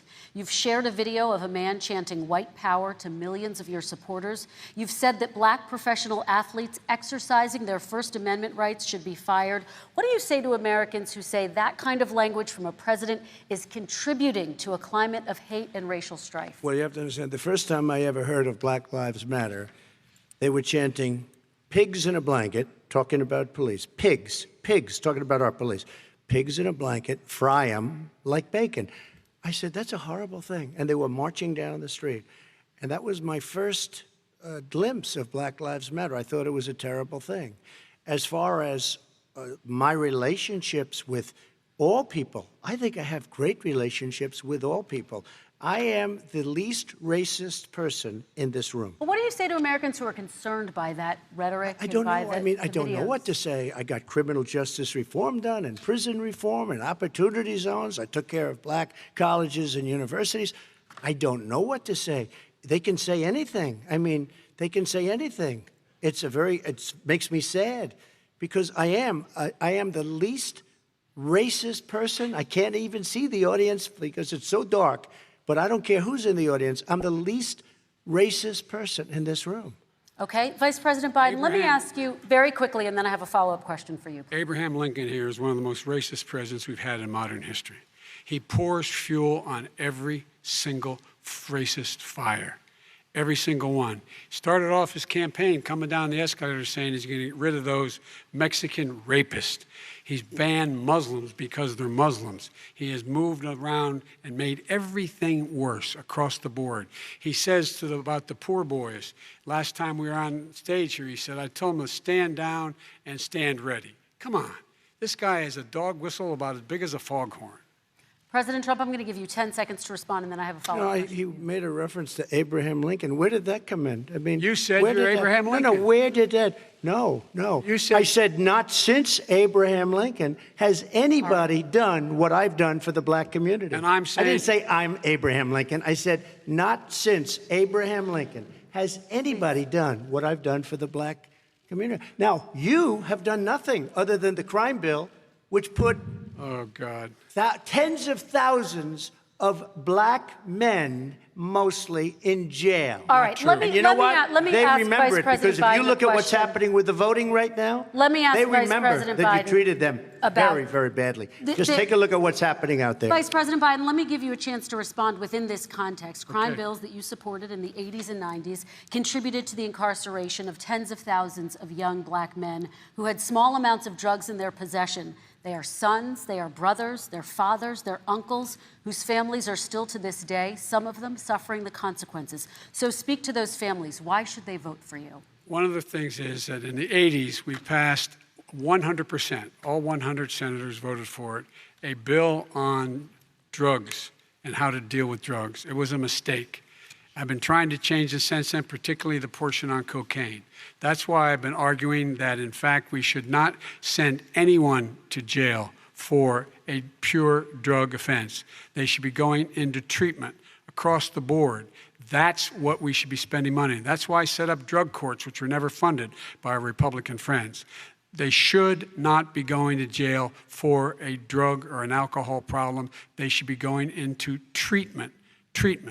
That's what we've been trying to do. That's what I'm going to get done because I think maybe the American people have now seen that, in fact, it was a mistake to pass those laws relating to drug. But they were not in the crime bill. But Okay, why so- didn't he get it done? See, it's all talk, no action with these politicians. Why didn't he get it done? That's what I'm going to do when I become president. You were vice president along with Obama as your president, your leader, for 8 years. Why didn't you get it done? You had 8 years to get it done. Now you're saying you're going to get it done because you're all talk and no action, Jim. We got a Your lot of it response. done. We released didn't get 38,000. anything We got done. 38,000 prisoners left from the. You got nothing done. 38,000 prisoners were released from federal prison. There were over 1,000 people who were given clemency. In fact, we're the ones that put in the legislation saying we could look at pattern and practice of police departments and what they were doing, how they were conducting themselves. I could go on, but we began the process. We lost an election. That's why I'm running to win back that election and change his terrible policy. I Quick just response, asked, and then we're I gonna just move asked on to one climate question. change. Why didn't you do it in the 8 years, a short time ago? Why didn't you do it? You just said, I'm going to do that, I'm going to do this. You put tens Because- of thousands of mostly black young men in prison. Now you're saying you're going to undo that. Why didn't you get it done? You had 8 years with Obama. You know why, Because- Joe? Because you're all talk and no action. All right, Vice President Because Biden, and then we're going to move on to the next section. We had a Republican Congress. That's the answer. Well, Okay. you got to talk them into it, Joe. All Sometimes right. you got to talk them into it. We're going to move on to our next section, Like I which did is with criminal climate justice change. reform. I had Okay. to talk Democrats into it. Gentlemen, You we're, did we're- what we we're running out already of done. time, so we got to get on to Okay. climate change, please. You both have very different visions on climate change. President Trump, you say that environmental regulations have hurt jobs in the energy sector. Vice President Biden, you have said you see addressing climate change as an opportunity to create new jobs. For each of you, how would you both combat climate change and support job growth at the same time? Starting with you, President Trump, you have 2 minutes uninterrupted. So we have the Trillion Trees program. We have so many different programs. I do love the environment, but what I want is the cleanest, crystal clear water, the cleanest air. We have the best, lowest number in carbon emissions, which is a big standard that I notice Obama goes with all the time. Not Joe. I haven't heard Joe use the term because I'm not sure he knows what it represents or means, but I have heard Obama use it. And we have the best carbon emission numbers that we've had in 35 years under this administration. We are working so well with industry, but here's what we can't do. Look at China, how filthy it is. Look at Russia. Look at India. It's filthy. The air is filthy. The Paris Accord, I took us out because we were going to have to spend trillions of dollars, and we were treated very unfairly. When they put us in there, they did us a great disservice. They were going to take away our businesses. I will not sacrifice tens of millions of jobs, thousands and thousands of companies because of the Paris Accord. It was so unfair. China doesn't kick in until 2030. Russia goes back to a low standard, and we kicked in right away. It would have destroyed our businesses. So, you ready? We have done an incredible job environmentally. We have the cleanest air, the cleanest water, and the best carbon emission standards that we've seen in many, many years. Vice President And we Biden. haven't destroyed our industries. Vice President Biden, 2 minutes to you, uninterrupted. Climate change and climate warming, the global warming, is an existential threat to humanity. We have a moral obligation to deal with it. And we're told by all the leading scientists in the world we don't have much time. We're going to pass the point of no return within the next 8 to 10 years. 4 more years of this man eliminating all the regulations that were put in by us to clean up the climate, to limit the limit of emissions will put us in a position where we're going to be in real trouble. Here's where we have a great opportunity. I was able to get both all the environmental organizations as well as labor, the people worried about jobs, to support my climate plan. Because what it does, it will create millions of new good-paying jobs. We're going to invest in, for example, 50,000 charging stations on our highways so that we can own the electric car market of the future. In the meantime, China is doing that. We're going to be in a position where we're going to see to it that we're going to take 4 million existing buildings and 2 million existing homes and retrofit them so they don't leak as much energy, saving hundreds of millions of barrels of oil in the process and creating significant number of jobs. And by the way, the whole idea of what this is all going to do, it's going to create millions of jobs, and it's going to clean the environment. Our health and our jobs are at stake. That's what's happening.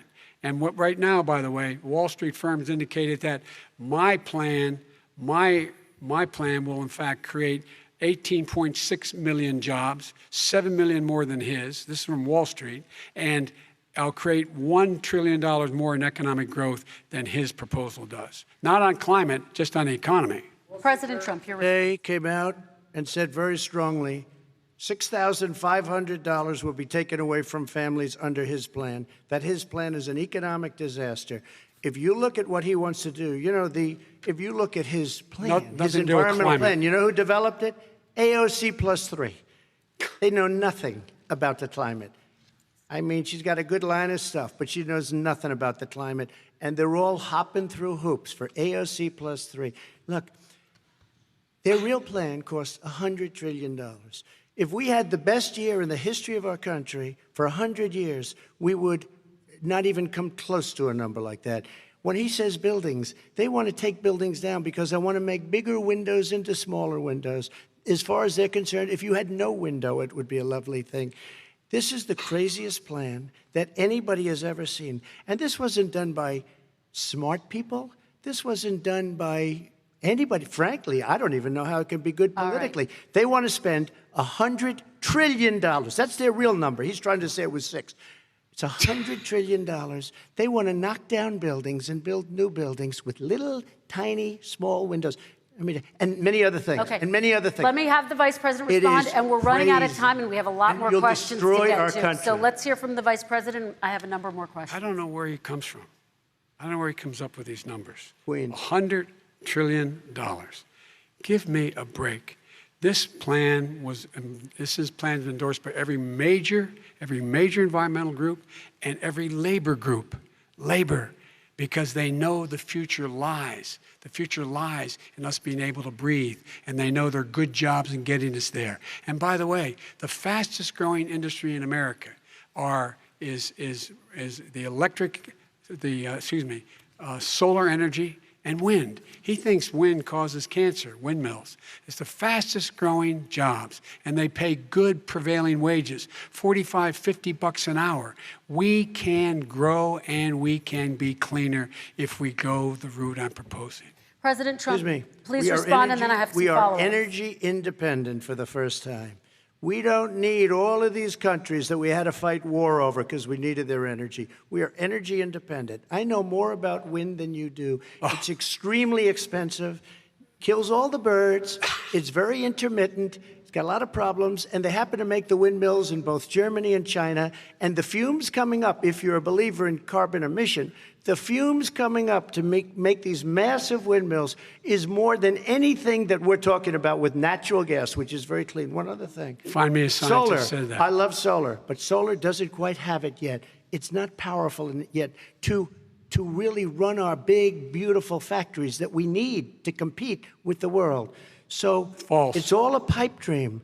But you know what we'll do? We're going to have the greatest economy in the world. But if you want to kill the economy, get rid of your oil industry. You want, and what about fracking? All right, let me allow Vice President Biden to respond. I never said I oppose fracking. You said it on tape. I did. Show the tape. Put it on your website. I'll put it on. Put it on the website. The fact of the matter is he's flat lying. Would you rule out banning fracking? I do rule out banning fracking because the answer, we need other industries to transition to get to ultimately a complete zero emissions by 2025. What I will do with fracking over time is make sure that we can capture the emissions from the fracking, capture the emissions from gas. We can do that, and we can do that by investing money in doing it, but it's a transition to that. I have one more question in this pod, and then we have... He was against fracking. He said it. I will show that to you tomorrow. I am against fracking. Until he got the nomination, went to Pennsylvania, then he said, but you know what, Pennsylvania? He'll be against it very soon because his party is totally against it. Fracking on federal land, I said. No fracking or oil on federal land. Let me ask this final question in this section, and then I want to move on to our final section. President Trump, people of color are much more likely to live near oil refineries and chemical plants. In Texas, there are families who worry the plants near them are making them sick. Your administration has rolled back regulations on these kinds of facilities. Why should these families give you another 4 years in office? The families that we're talking about are employed heavily, and they're making a lot of money, more money than they've ever made. If you look at the kind of numbers that we produce for Hispanic, for Black, for Asian, it's 9 times greater, the percentage gain, than it was in 3 years, than it was under 8 years of the 2 of them, to put it nicely. 9 times more. Now, somebody lives, I have not heard the numbers or the statistics that you're saying, but they're making a tremendous amount of money economically. We saved it, and I saved it again a number of months ago when oil was crashing because of the pandemic. We saved it. We got, say what you want about relationship, we got Saudi Arabia, Mexico, and Russia to cut back, way back. We saved our oil industry, and now it's very vibrant again. And everybody has very inexpensive gasoline. Remember Vice President Biden, your response, and then we're going to have a final question for both of you. My response is that those people live on what they call fence lines. He doesn't understand this. They live near chemical plants that, in fact, pollute, chemical plants and oil plants and refineries that pollute. I used to live near that when I was growing up in Claymont, Delaware. And there are more oil refineries in Marcus Hook and the Delaware River than there is any place, including in Houston at the time. When my mom get in the car and when there was first frost to drive me to school, turn in the windshield wiper, there'd be oil slick in the window. That's why so many people in my state were dying and getting cancer. The fact is, those frontline communities, it doesn't matter what you're paying them, it matters how you keep them safe. What do? And you impose restrictions on the pollutants coming out of those fence line communities. Okay, I have one final Would question. he close down the oil industry? It falls. Would you close down the falls- oil By industry? the way, I would transition from the oil industry, yes. Oh, I would that's transition. a big statement. It is a big statement. That's a big because statement. I would stop Why would you do that? because the oil industry pollutes significantly. I see. Here's the deal. But That's you a can't big do that. statement. Well, if you let me finish the statement, because it has to be replaced by renewable energy over time. And I'd stop giving to the oil industry, I'd stop giving them federal subsidies. He won't give federal subsidies to the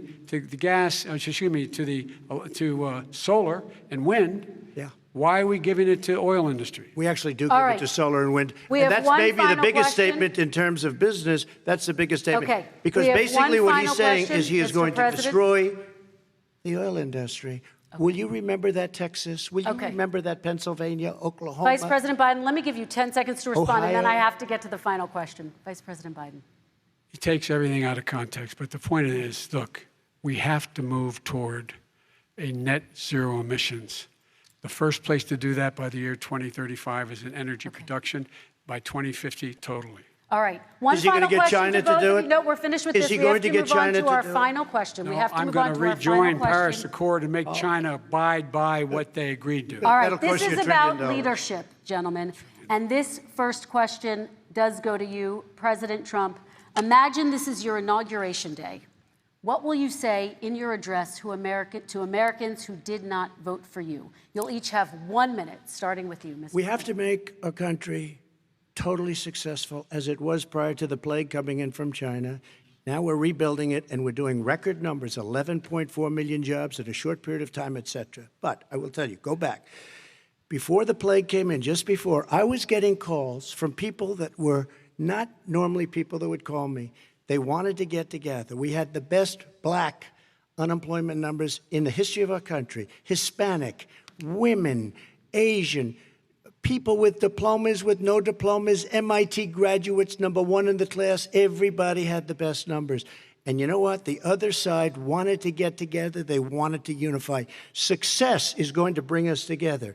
We are on the road to success. But I'm cutting taxes, and he wants to raise everybody's taxes, and he wants to put new regulations on everything. He will kill it. If he gets in, you will have a depression, the likes of which you've never seen. Your 401ks will go to hell, and it'll be a very, very sad day for this country. All right. Vice President Biden, same question to you. What will you say during your inaugural address to Americans who did not vote for you? I will say, I'm an American president. I represent all of you, whether you voted for me or against me. And I'm going to make sure that you're represented. I'm going to give you hope. We're going to move. We're going to choose science over fiction. We're going to choose hope over fear. We're going to choose to move forward because we have enormous opportunities to make things better. We can grow this economy. We can deal with the systemic racism. And at the same time, we can make sure that our economy is being run and moved and motivated by clean energy, creating millions of new jobs. And that's the fact. That's what we're going to do. And I'm going to say, as I said at the beginning, what is on the ballot here is the character of this country: decency, honor, respect, treating people with dignity, making sure that everyone has an even chance. And I'm going to make sure you get that. You haven't been getting it the last 4 years. All right. I want to thank you both for a very robust hour and a half, a fantastic debate. Really appreciate it. President Trump, former Vice President Joe Biden, thank you to Belmont University for hosting us tonight. And most importantly, thank you to those watching tonight. Election Day is November 3rd. Don't forget to vote. Thank you, everyone, and have a great night. Thank you.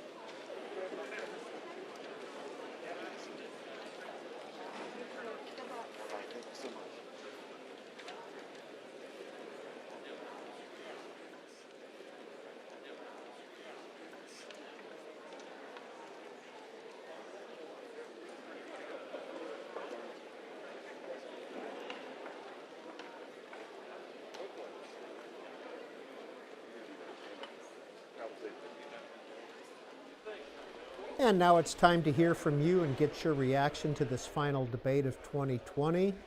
We're going to put the numbers up on the screen if you want to dial in. 202 is the area code for all of our numbers, 748-8920 if you support President Trump. If you support Vice President Biden,